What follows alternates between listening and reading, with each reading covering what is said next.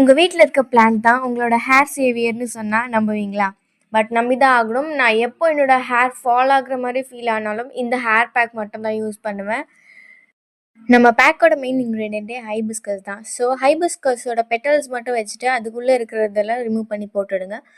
உங்கள் ஹேருக்கு எவ்வளோ ஹைபிஸ்கஸ் வேணுமோ அந்த அளவுக்கு ஹைபிஸ்கஸ் நீங்கள் வந்து ஆட் பண்ணிவிட்டு அது கூட பாதாம் பீஸினா ஒரு 3 போட்டுக்கோங்க. பிகாஸ் அது உங்களோட ஹேரை இன்னமும் ஸ்மூதன் பண்ணும். அது பார்க்க கொஞ்சம் ராக் மாதிரி தான் இருக்கும்.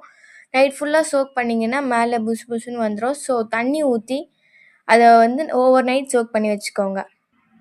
நவ் நமக்கு இன்னொரு இன்க்ரீடியன்ட் என்னென்னா ஹைபிஸ்கஸோட லீஃப். இது வந்து அந்த சாஃப்ட்னஸ் கிடைக்கிறதுக்காக நம்ம ஆட் பண்ணுறோம். ஹைபிஸ்கஸோட லீஃபை எடுத்துகிட்டு நல்லா அதை வாஷ் பண்ணி எடுத்துக்கோங்க. அதை ஒரு 2-3 டைம்ஸ் வாஷ் பண்ணிக்கோங்க. பிகாஸ் வெளியவே இருக்கிறதுனால அது மேலே ஏதோ டர்ட் இருக்கும். லாஸ்ட்டாக நம்மளோட third ingredient which is aloe vera. இதை நல்லா வாஷ் பண்ணனா தலையில் அறுப்பு எடுத்துக்கும். ஸோ அதை நல்லா அந்த ஃப்ளஷை வந்து 7 to 8 டைம்ஸ் வாஷ் பண்ணிக்கோங்க. அதில் இருக்கிற அந்த வழவழப்பு தன்மை நல்லா போயிடணும்.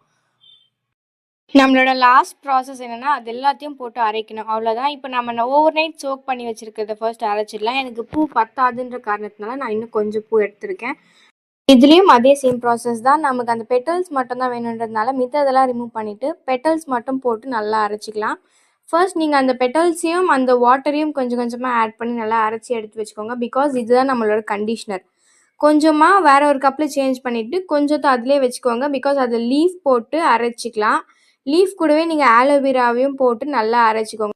அவ்வளோதான், நம்மளோட ஈஸியான ஹோம்மேட் ஹேர் பேக் ரெடி. இதை நம்ம வந்து பார்ட்டிஷனாக ஹேரில் பிரிச்சுட்டு அதை ஃபுல்லாக அப்ளை பண்ணிக்கோங்க.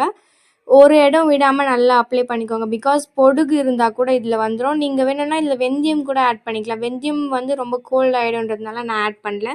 நீங்கள் வெந்தயம் ஆட் பண்ணுறதா இருந்தால் அந்த ஓவர் நைட் சோக் பண்ணுற திங்ஸ் கூடவே இதையும் நல்லா போட்டு சோக் பண்ணிவிடுங்க. பிகாஸ் அது ஓவர் நைட் சோக் ஆச்சுன்னா அதுவுமே ஒரு மாதிரி சாஃப்டாக நல்லாயிருக்கும். நீங்கள் வந்து இந்த ஹேர் பேக்கை ஒரு 15 to 20 மினிட்ஸ் வந்து ஹேர்லேயே விட்டுடலாம்.